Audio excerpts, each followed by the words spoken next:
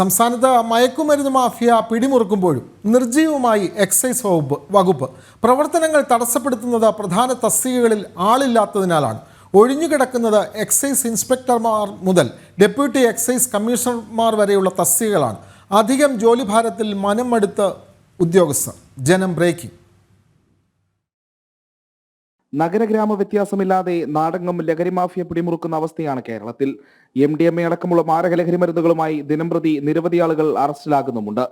ലഹരി വിരുദ്ധ പരിശോധനകളും കേസുകളും എല്ലാം ഏകോപിപ്പിക്കേണ്ട എക്സൈസ് വകുപ്പ് പക്ഷേ ഉദ്യോഗസ്ഥ ക്ഷാമത്തിൽ പൊറുതിമുട്ടുകയാണ്. എക്സൈസ് ഇൻസ്പെക്ടർ മുതൽ ഡെപ്യൂട്ടി എക്സൈസ് കമ്മീഷണർ വരെയുള്ള തസ്തികകൾ നികത്താനാകാതെ ഒഴിഞ്ഞുകിടക്കുന്നതാണ് പ്രതിസന്ധി രൂക്ഷമാക്കുന്നത്. സീനിയോറിറ്റി ലിസ്റ്റ് ഫൈനലൈസേഷനുമായി ബന്ധപ്പെട്ട് അർഹരായവർക്ക് നൽകിവന്ന താൽക്കാലിക പ്രൊമോഷൻ നിർത്തിവെച്ചതാണ് വിനയായത്. ഇതോടെ എക്സൈസ് ഇൻസ്പെക്ടർമാർ മുതൽ മുകളിലോട്ടുള്ളവരുടെ പ്രൊമോഷനുകൾ തടയപ്പെട്ടു. തിരുവനന്തപുരത്തടക്കം നിലവിൽ 9 ജില്ലകളിൽ ഡെപ്യൂട്ടി എക്സൈസ് കമ്മീഷണർമാരില്ലെന്നതാണ് പ്രധാന പ്രതിസന്ധി.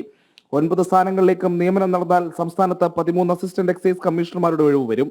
ഇതും നികത്തപ്പെട്ടാൽ 21 എക്സൈസ് സർക്കിളുകളിലേക്കും ഉദ്യോഗസ്ഥരെ നിയമിക്കണം. 32 എക്സൈസ് ഇൻസ്പെക്ടർ തസ്തികകളിലേക്കും പ്രൊമോഷൻ വഴി നിയമനം നടത്തേണ്ടതുണ്ട്. പ്രൊമോഷൻ നടപടികൾ കൃത്യമല്ലാത്തതിനാൽ പ്രധാനപ്പെട്ട 75 പോസ്റ്റുകളിൽ ആളില്ലെന്ന് സാരം. എക്സൈസ് ഓഫീസർമാരുടെ ഒഴിവുകൾ നിലവിൽ വകുപ്പിന്റെ പ്രവർത്തനത്തെ കാര്യമായി ബാധിച്ചിട്ടുണ്ട്.